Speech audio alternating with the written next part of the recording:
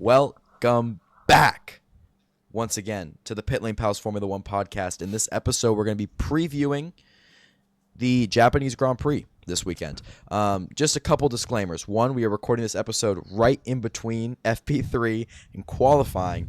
It is currently 12:40 in the morning here in New York, and it is currently, I believe, 6:40 for Nicholas, my buddy over there in Germany. So we are holding on to it. We are both on two different ends of tired. He's like has just woken up tired, and I am just got off a shift, and want to go to bed, kind of tired.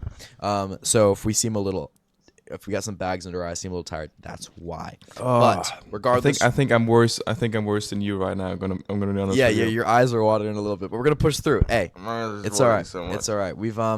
We do have some exciting stuff to talk about here in Japan this weekend. And I don't think we've actually made an episode since it was confirmed, but Yuki Tsunoda is officially in the Red Bull this weekend. Obviously, it's like all we've talked about for like a season now of worth of races. Like, but the latter half of last year to the beginning of this year, Yuki Tsunoda, Liam Lawson, Red Bull seat. That's all we've talked about, and it seems that finally, for at least a little bit, we know who's going to be in the seat for the remaining 22 races on the calendar this year. As long as Helmut Marko stands by his word that Yuki will finish the season. I know. I swear he said Liam was going to finish the season as well. But. Yeah, but I don't think he'd say that and then also say that again. I also don't think, because part of the reason that he's even in that seat right now is because of a contract deal. As much as I am very much on Yuki's side, all in all. I like Liam, always have. I just have always leaned more towards Yuki, and I think we've also agreed that you've probably leaned a bit more towards Lawson. I think you is that so? But we don't. I don't think you hate Yuki and I don't hate Liam. It's just like we have a slight bias in one direction. So I feel like we both want both of them to do well. Yes. And I obviously also when I said in the last episode that Tsunoda might struggle. This is not me wanting Tsunoda to struggle. Yes. I'm not sitting here thinking like, oh my god, man, I really he's hope gonna he struggle. struggles. I really hope Yuki's gonna crash and he's gonna fuck up his career. I'm just worried about the guy. I mean, these are people, they've dedicated their entire lives to this one thing. Yeah.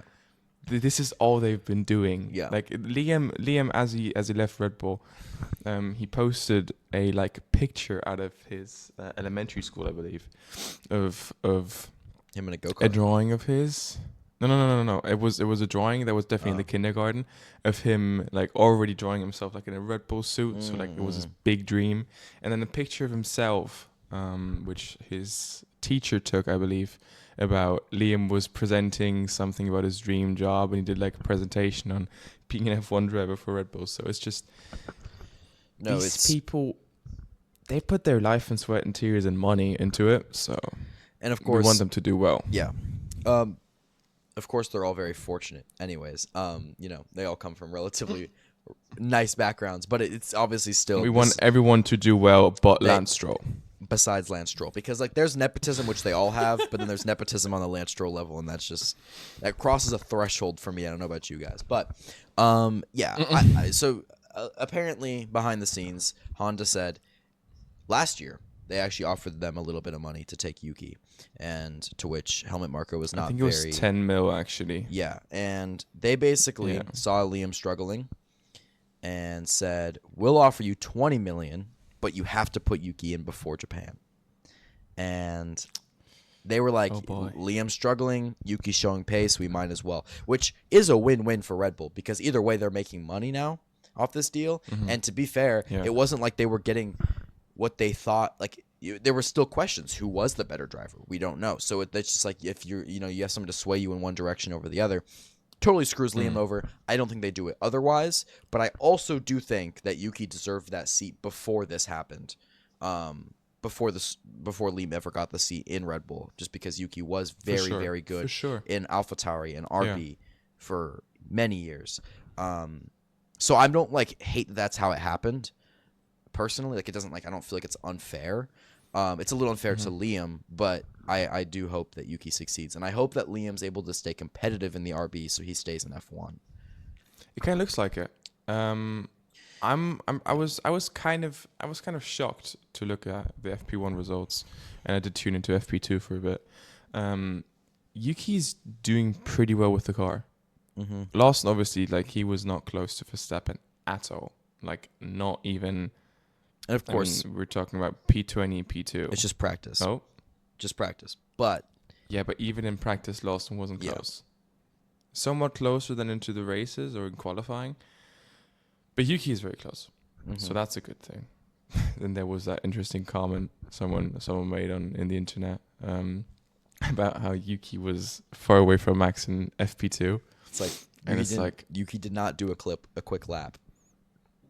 Yuki was he was in mediums, all practice long. Practice. Max was doing soft runs. What do you expect? Yeah. But in FP1 they looked close, and you're just now waking up. But I did catch FP3. And Yuki looked relatively close. Did look relatively close to Max in FP3 as well, which both the Red Bulls did outperform the RB. The RBs. Hadjar, I believe, best time was P9 in FP3, and I believe Lawson's was P13. So, but it was like 3/10. No, he wasn't that far away. No, he wasn't that far away. But I feel like that's the ideal situation, right? We want Yuki to do well on the Red Bull. We want Yuki to drown in the Red Bull, and we want Liam to be flourishing in the RB. Mm-hmm. I mean, Liam is also a good driver, but if that Red Bull was just so hard to drive for a specific driving style, then he was just bound to fail. And now he's going into the RB, and he's already like showing more pace than he would have had in the Red Bull. So that's at least good to see. Yeah. And so we're going to catch qualifying here literally right after we record this episode, but I am like itching to see how that goes. So that's going to be a big tell. I think because it's beyond, right, you could say it's just one race. Let's give Yuki the season like he's apparently promised to have, which like we should have given Lawson the season as well. But let's give Yuki the season. You don't make a conclusion after the first race. But it does, when you're in this high-pressure Red Bull seat, starting off strong could do a lot for your confidence. Starting off bad is going to hurt you a little bit. But I did see a comment from Yuki that Pierre Gasly and Sergio Perez both reached out to him to give him some advice on what they would have done differently in their Red Bull seat positions. Yeah. And somebody did make an interesting comment about how Lawson came into F1 with this total, I'm not here to make friends, I'm here to win mentality, which is respectable. But maybe if you made, I don't know. I mean, maybe, who knows? Sergio could have reached out. Gasly, maybe not, but who knows? Maybe they did reach out to him and gave him advice. We didn't hear anything, though. And if they didn't, it's interesting. You know what I mean? Like, it's just like, maybe you should have made some more friends, you know? Like, maybe that would have, because maybe it's not a big difference, but it is something to think about. Like, he has friends in his corner that have experienced what he's about to experience. Here's what I would have done differently. Mentally, at least, can keep you in the right headspace. So, it's a very mental sport, F1. When you're playing with seconds, it's all very mental. It's not, these guys are all the best 100%. in the world. It's all about how you handle under pressure. So just a little thing like that, to me, was noteworthy. Not as much like a slander on Liam's behavior. I mean, he's a young driver. But he came in a horrible manner. It was just like, he it was flipped not off the way Sergio to Perez go. in his first time as a full-time driver. That was just not the way to do it. So I doubt Sergio Perez reached out to him, admittedly, because Sergio Perez did not like him. I don't think. No way. No way he reached out to him. Yeah, there was never. Yeah, it's just he came in with a fuck you mentality, which had it worked, we'd be saying, oh, Liam Lawson is so tough. Here's these edits of how cool he is. But he said all that shit that he's not here to make friends, and then kind of dropped the ball. So, again. He had 2 races, so it's hard to say. But he did drop the ball over those 2 races. He did. He wasn't just underperforming. He was really, really underperforming. So, other than that, Talking McLaren... about underperforming. Oh, yeah, go ahead. Jack Doohan's crash. Oh, my God. Dude. That was such a terrible crash. That was like... What was it, 50G impact or something? That was bad. And he, shook it off pretty... I mean, it goes to show how advanced these cars are now, that people can... there's But a it lot was of also safety. unnecessary. It was really unnecessary because for that corner, they go on the brakes to close the DRS. It's a really quick corner. So they need the rear grip. Yeah. So I was just gonna say, I think that was specifically what Jack was trying to do. I think he opted to not press the button, which was the issue. He opted to not close the DRS button manually and apparently that was of his own choosing. That was not like what everybody does. A lot of people will close it manually. He opted to do it that way, is what I was hearing, but maybe I'm wrong. Because he was like experimenting. I would be surprised. I would be very surprised because I feel like that's like an experiment you don't really have to figure out. I don't want to lean outside the window here, but I mean we're both not aerodynamic experts. We both can't explain why Leclerc was faster with a fucked front wing in China. So here's a quote from Oliver Oakes, who said, "It was a misjudgment of not closing the DRS into turn 1. It is something to learn from, and I know Jack and the team will be ready for tomorrow." So I think he didn't press the button like he was supposed to, is how it sounds. I mean, either way, rookie mistake. Into the wall at full pace.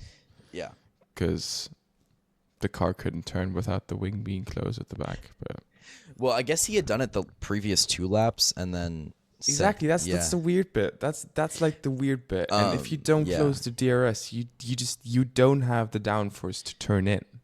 Yeah, You know what's funny is I know the crash was bad because my dad doesn't catch all the practice sessions. He catches the qualifying, the race, and he'll be like, "Oh, good race," and maybe like my dad's a big Verstappen hater, so like he might text me something. Oh, did you see what Verstappen said? But for him to go in a random FP1 session and go, "Did you see Jack Doohan's crash?" That's how I know. It's really funny. You know what's really funny? My dad did the exact same thing. He was like, we were calling yesterday at some point, and he was like, "Did you see the Jack Doohan crash? What happened there?" Yeah, I was like, "Oh, he didn't close the deer, Yeah, no downforce for the corner, zero pod concept or something like that." But that's actually hilarious. Yeah. It's just like my dad never he doesn't catch every little detail. For him to reach out to me first and say, "Did you see Jack Doohan's crash in free practice 1?" I'm like, okay, this is serious. This is serious shit. Jack Doohan hit the wall pretty hard then. But yeah, no, that was a big shunt. And Doohan has struggled a little bit in the practice sessions this year. Just a few incidents. Struggling all year so far. Yeah, just a few incidents you wouldn't like to see. Yeah. And wasn't there? Wait, I have to check the timings real quick. But I do believe that in practice 1, there was an Alpine reserve driver driving for him, and as far as I know, he didn't do too bad. Yeah, he was actually above Gasly. Yeah. That is shocking. I do presume Gasly was doing a soft run as well. Yeah. I don't know if that was soft or medium, but practice 1, I don't know. I think what's interesting too is just that they refuse to give oh my god, what's his name? I can't remember his name right now. Drove for Williams last year. Franco Colapinto. I could not remember. It was like this is the Wake tire. Up. This Wake is the up, my right? friend. Wake up. Right. This is rough. Anyways, no, but Franco Colapinto really is under the Alpine contract right now, and RB tried to reach out to buy him out of his contract, to which they said no. So it is interesting. I mean, obviously Franco Colapinto is a good reserve driver to have, sure, but somebody comes offering, "Hey, can we buy him off of you?" and you say no, it might. And then with Doohan's performances, maybe come summer break, we might be talking. That's all I'm saying. I don't think Alpine You is. think? I think earlier. I Earlier don't than because I summer think break. I think we're conditioned to think that because of Red Bull's behavior. But Red Bull it's his own thing. I don't think Alpine's one to You drop. got PTSD from Red Bull. I mean, Great. yeah.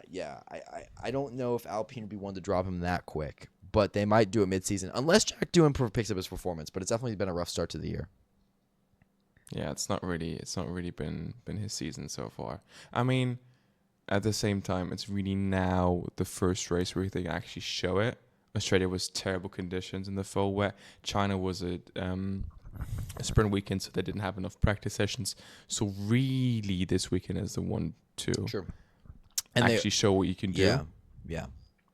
But I don't know. I think also it's hard because we've had so much talk about Yuki and Lawson and everything to pay attention to the rookies on like a little and on like a deep level. Like Gabriel Bortoleto, I can't even like really like judge properly because he's in a kick. And like that's the same thing that happened to Zhou Guanyu for me. It was like, how good is Zhou Guanyu? Because this car is really, really bad. And like they are getting it over the finish line. So like, you know. you said Zhou might be coming in again. We talked about this off camera, yes. We talked about this off camera. Yeah, allegedly, Cadillac is interested in, I believe it was Perez, Zhou, Bottas, and the IndyCar driver Award, Pato Award, I think. No, it was Herta. Oh, yes, Colton Herta or whatever. I don't know why it's not Pato. He's doing really well. I think it's Herta. It should be Pato, which is what I was. Should have been Pato. But I really like the guy. Maybe Pato just doesn't want it. I don't know, but I mean, who knows? I mean, some of these guys who doesn't want an F1 opportunity? Maybe he's just I'm successful in IndyCar. Why would I mess up what I have now? Nah.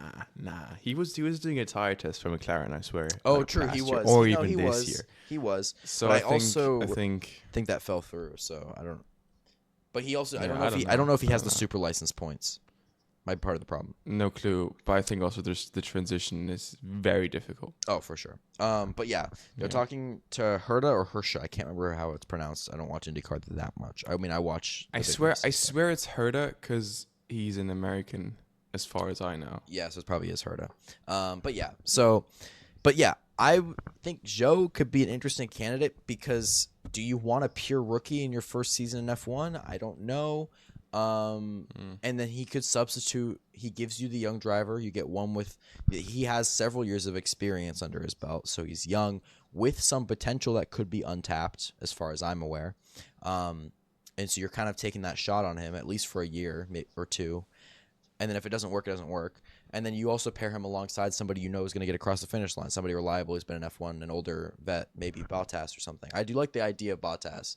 I was about to say, I think there's this decision, right? You have the young guns and you've got the old dogs. So you either have Perez or Bottas as the ones who have experience. And thinking about Perez coming from the whole Red Bull situation with a lot of mental issues, with a lot of confidence issues. Bringing that experience into the team is like, okay, next to Bottas, who was there throughout the amazing Mercedes era. True. Now, then afterwards kind of had this bit of a pickle at kick, but he was there for Mercedes when they performed. It's like, for me, he seems more like the safer option because I feel like what Perez could be bringing in is not quite what it's not quite what a new team would be looking for. Yeah, because Perez was a little less reliable in the latter half of his career. Yeah. And Zhou obviously would be a way better choice than Herta. But I do think because Cadillac is American, they would want an American driver, so they might opt for Herta instead of Zhou. That's true. I also... At least that's what I think. Yeah. No, I personally, I just kind of like Zhou because I don't think he was ever given a fair chance. I like the guy as well. He's like, very fashionable it's funny to dude. Say, I think he is fashionable. I think he's modeling right now. He is. On like his new thing. But yeah, I don't know. I think with Zhou, it's like, okay, I think he was in F1 for 3 years. So it seems like, he had a chance. But He was literally in the worst car on the grid every single one of those years. So And he did score points. he did score points. He managed to bring A lot had to happen for that it. green but tractor. It did happen. The green tractor over the finish line in the point position. So I don't know. I don't know. I could very well see him being a good option in my opinion, but Yeah, for sure. yeah. But that's obviously got too much driver lineup talk right now. We're in the middle of the beginning of the season. We've been talking about driver lineups the entire time, like it's silly season right now.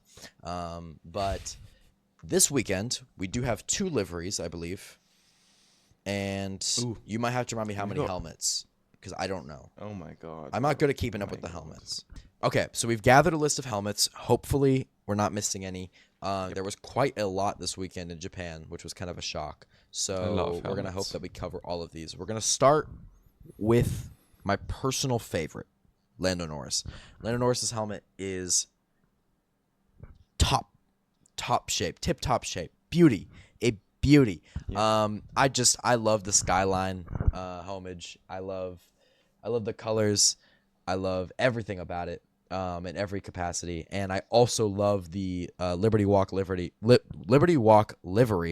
on that car as well that he posted on Instagram. Yeah, insane, yeah. Insane, and to go along with the helmet, just makes a ton of sense. It's awesome. So I'm a big fan. For me, this Lando Norris helmet is a 9.5. Lando always knocks out at the park with special helmets, and that's a 9.5. He does. Yeah. I love the helmet.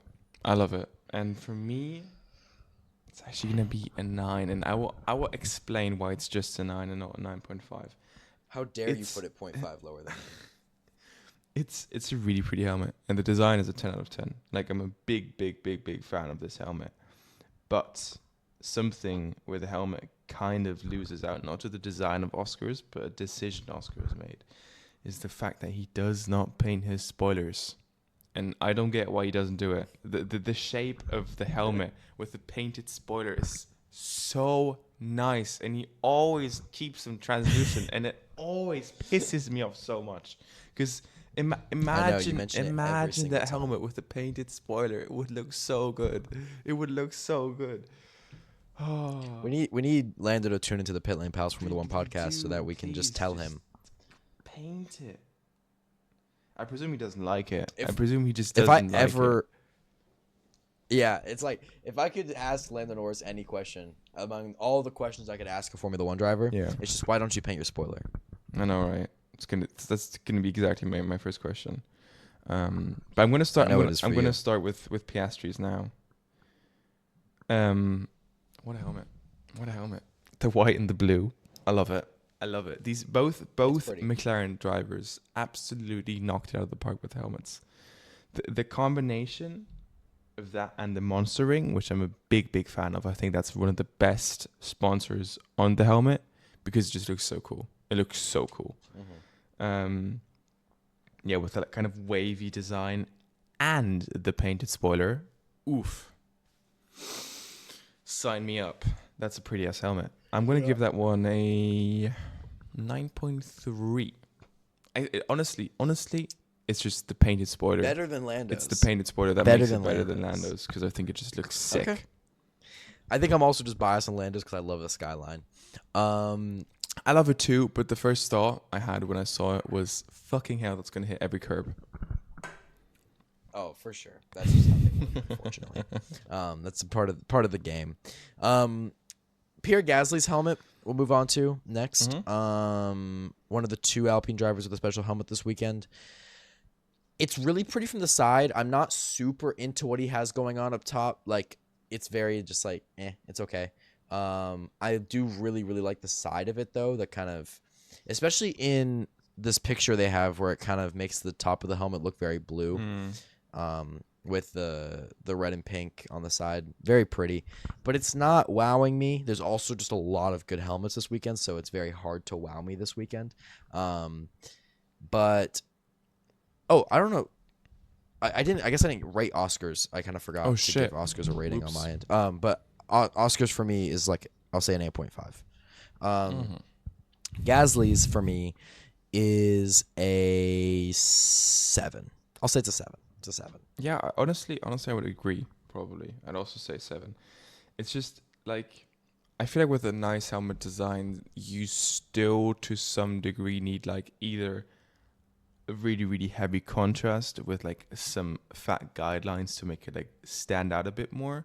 I feel like with Ghazi's helmet, it's more just like a flowy situation.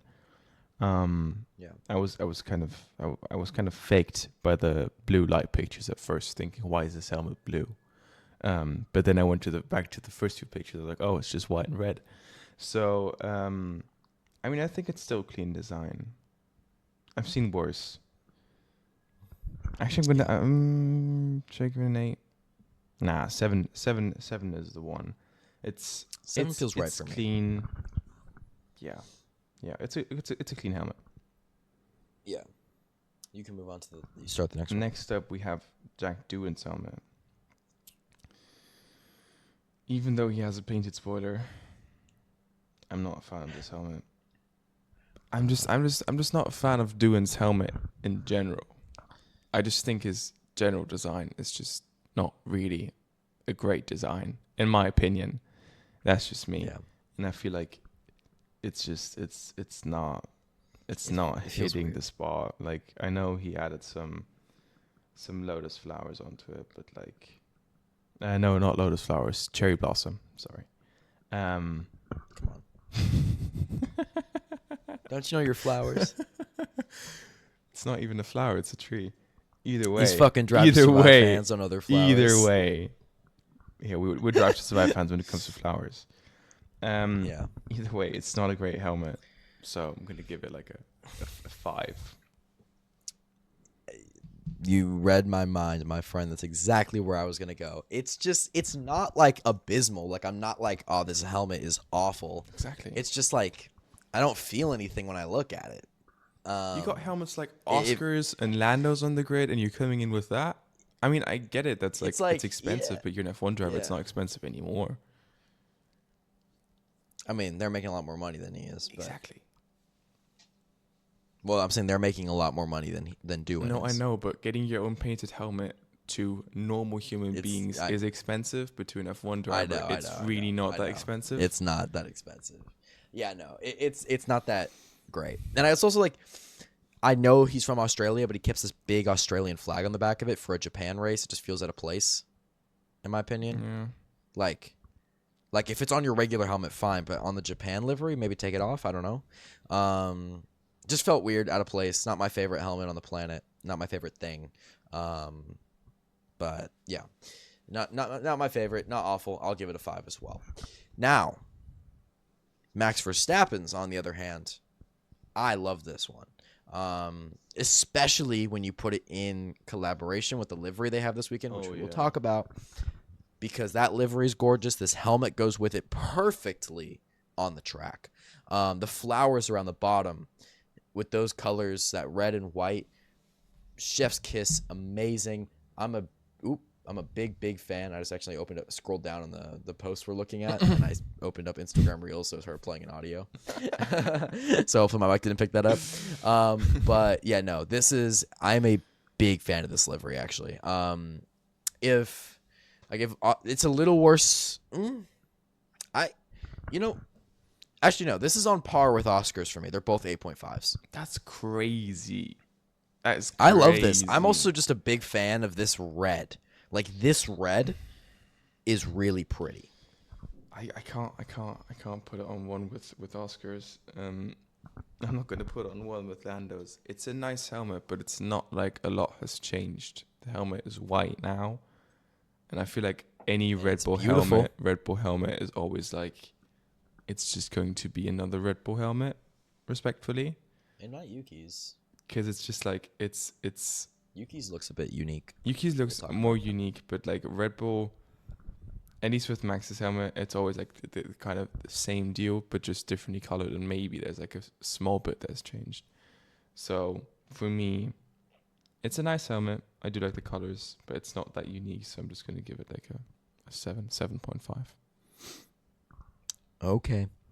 Now Yuki, on the other hand, I mean, it's still the same thing with Red Bull, but it's a more unique than what Max did, and I really like the front. Like I really like the black things going up, and I just like the cartoony style.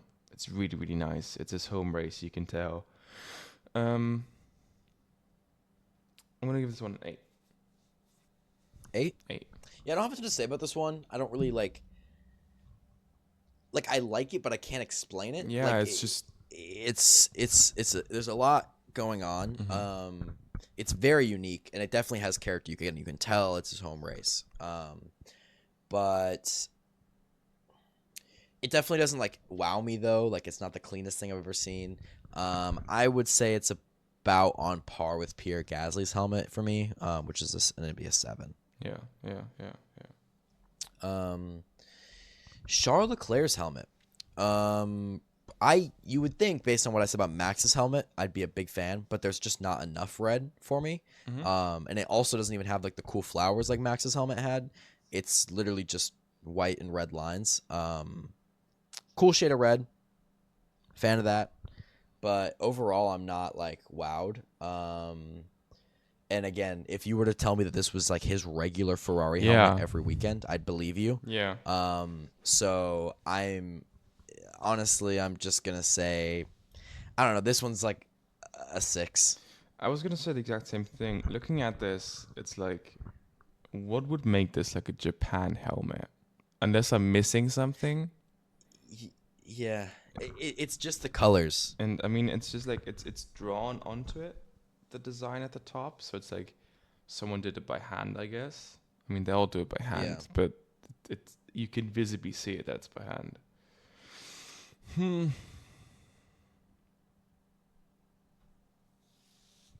Still clean design. Sorry. How dare you hit the viewers? I'm gonna give it a 7. Okay. Moving on.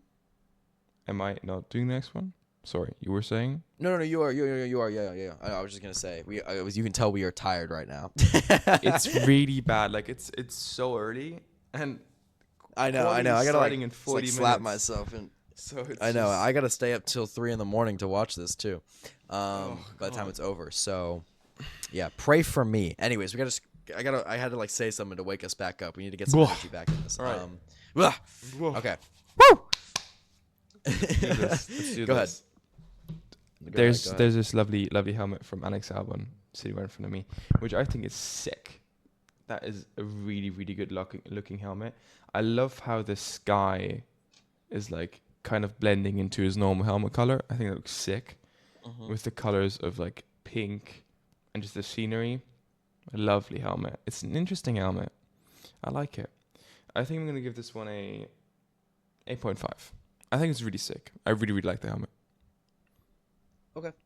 I'm a fan. I don't know if I like it as much as Piastri's and Verstappen's, where I have them at an 8.5. But I do like it. It's pretty. I think it would. There's a lot going on for a helmet, but otherwise, like it is cool. It's very unique in the way that I like the or the anime style in the back. So I'll give it a 8. Yeah. And then moving on, we have I think one more helmet. Quite a lot this weekend. It's the last one. Yeah, this is the last one. This is Esteban's. Who's this? Which Esteban's? Okay, I wasn't sure if it was Esteban's or Behrman's. It's fine, but again, it kind of suffers from the same thing that Charles suffers from, which is like it could just be his regular helmet. Look at the top. Look at the top.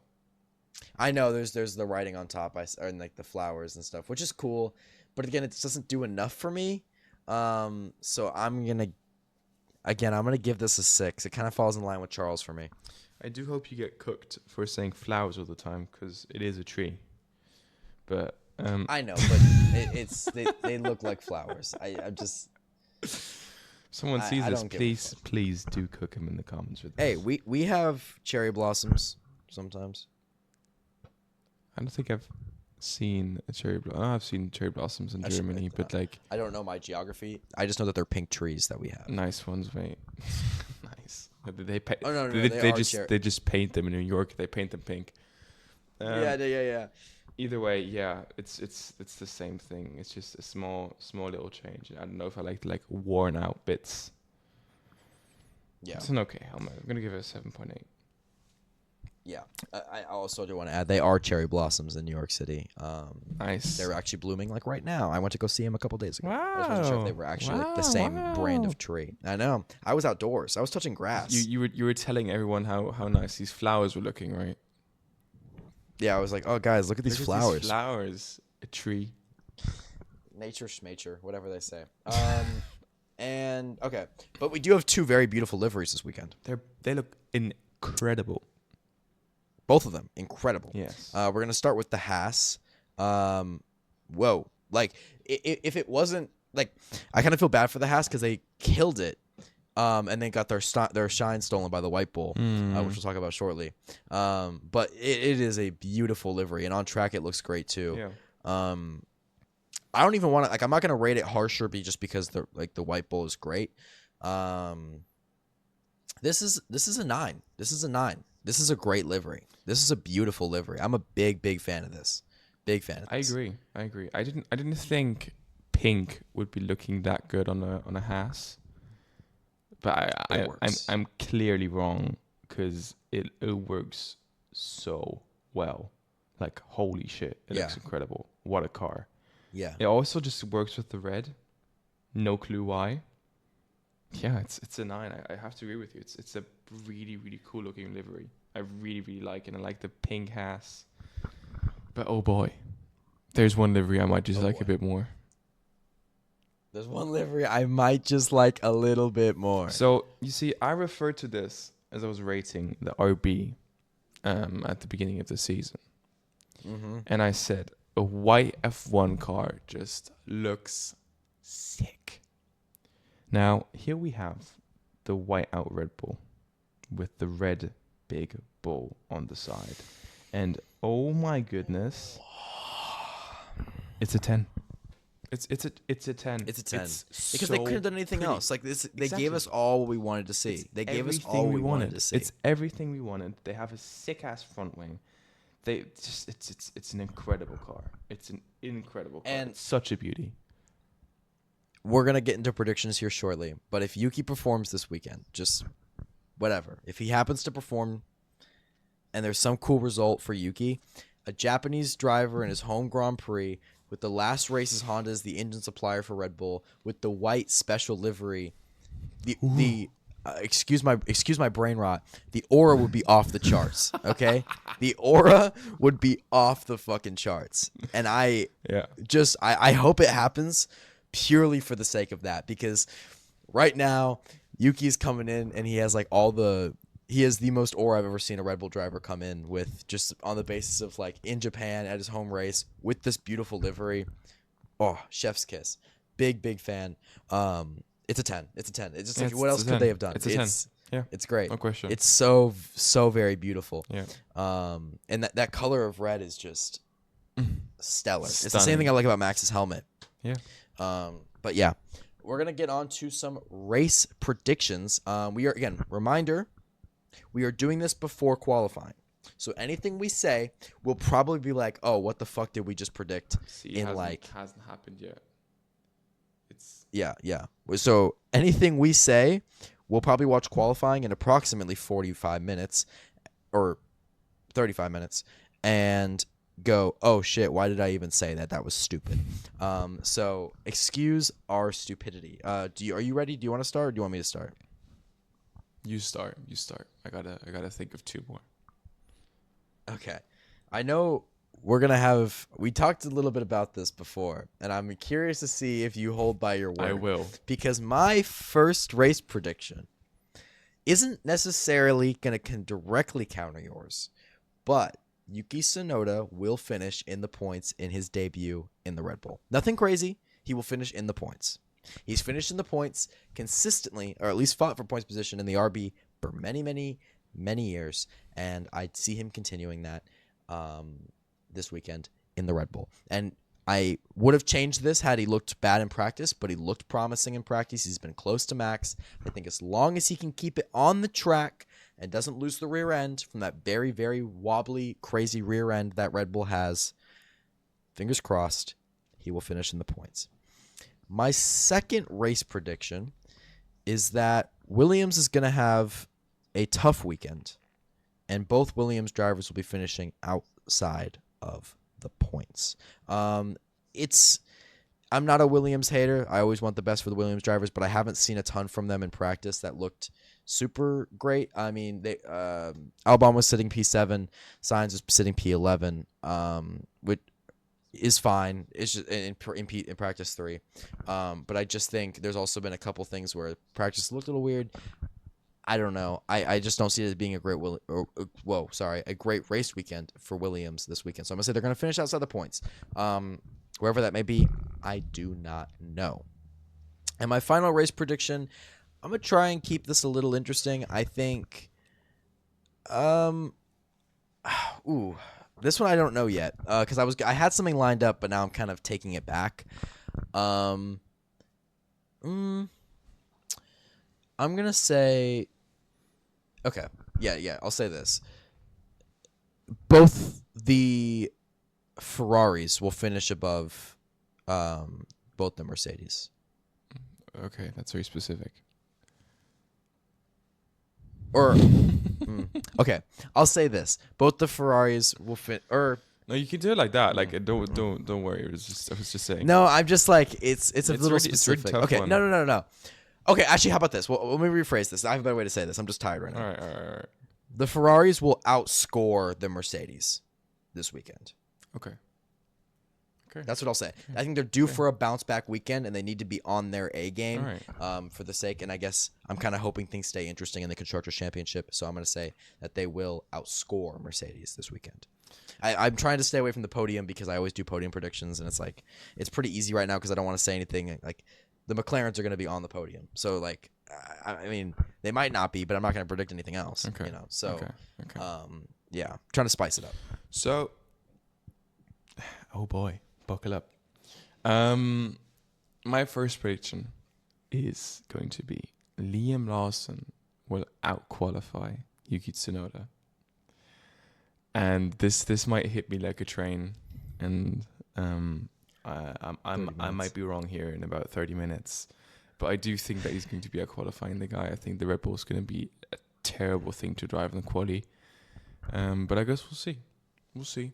With the added. But you don't have anything pressure. with the race, not the race. You're just saying for the qualifying. For the qualifying. This is for the qualifying. This is purely qualifying. For the race, I think Lawson is going to be getting into the points on his first race back at RB. I think he's going to be getting points. That's interesting. Yeah. That's interesting. Okay. Yeah. I don't know, especially with how the RB strategy team has been working this year. That's my only concern. And the team of front wing incident. Races. And the team of front wing incident is an all-timer. So hopefully they gave Liam a better wing than they had Yuki have. Last week. Yeah. And then lastly, I'm going to say George Russell's going to be on the podium tomorrow. Tomorrow. I think he's going to make it. I think he's going to get on the podium. Antonelli seems to be struggling a bit, but I think Russell's got it. So those are my 3 race predictions. Did you give 3? I did give 3. Quali, race. Oh, right. Because I was thinking the Lawson Tsunoda thing seemed like the same topic. Don't worry. So I was Don't like, worry. It's okay. It's late. It's a late night. Thank you guys all for listening to the Pitlane Pals Formula 1 podcast. We need to get through quali, and I need to go to bed. He needs a coffee probably. So thank you all for listening, putting up with us being a little tired on this episode. We wanted to get it out because we're trying to stay consistent with the race predictions throughout the year, so that we can actually properly evaluate how we did by the end of the year. And hopefully you'll get another fail compilation TikTok. Oh boy, don't you worry. I know you had a blast with that. I had a blast with that one. So thank you all for listening. Make sure you follow us on TikTok, Instagram, YouTube, Spotify, all the places. And we'll catch you at the review after the race tomorrow. So thank you all for listening. Goodbye.